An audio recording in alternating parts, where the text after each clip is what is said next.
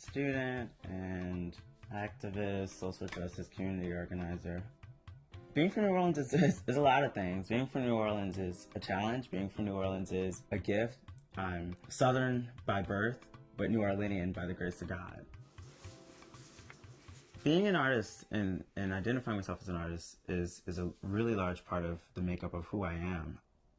Then suddenly I'm like, oh, I kind of care about like film. Oh, and then I kind of care about social justice and like community organizing. I think all of those things can work. They don't have to be exclusive. They can exist and coexist quite equitably, and they can really lend themselves to one another. Breakout is an organization based in New Orleans, Louisiana that works to end the criminalization of the LGBTQ youth. Our members are people who are 13 to 24 years old.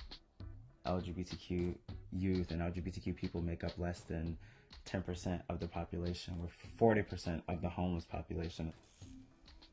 A lot of times when friends of mine have had experiences in which their parents kick them out of their house, and then they're bouncing in between the houses of family members or friends, and that's not really sustainable. And so eventually it gets to the point where they might be homeless or in a group home or street-based. I think all of those experiences sometimes really lend to homelessness, and homelessness a lot of times turns into jail. I look at siblings of mine, and it's like something that is very hard realization to swallow and to like conceptualize, but all of the males, 1, 2, 3, have all been in prison. 2 are in prison right now. And so I think about all that, and it's only a very, very recent realization, but I found that for me, I'm the first. It's shit.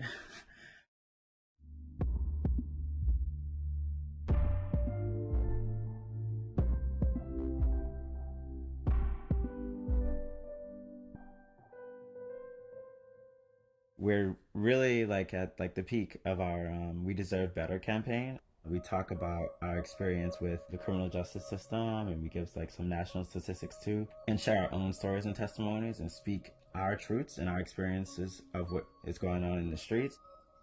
A lot of our members have had interactions with the police officers in which they've been harassed just walking down the street to go get a gallon of milk, and they've been harassed and implicated as being sex workers.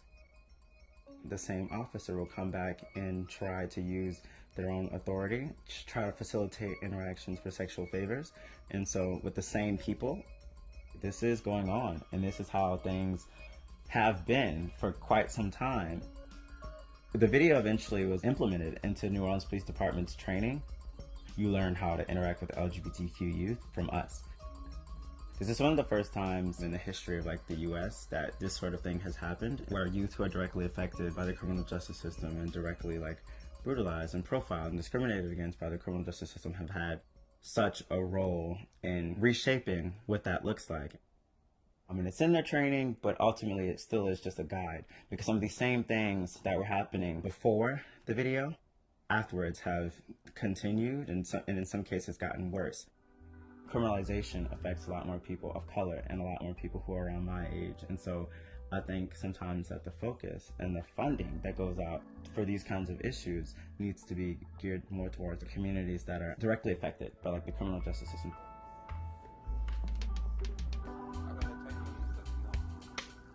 Oh, you're about to be so late. Derwin is the perfect friend. If he needs someone to talk to, he's always there to listen. Funny. Cool dude. I'm about to tear up and cry now. Oh my God! Give me a hug! Oh my God. Breakout for me is really home right now. A lot of the stuff that we've done has really evolved my sense of thinking and of what organizing means and what community means.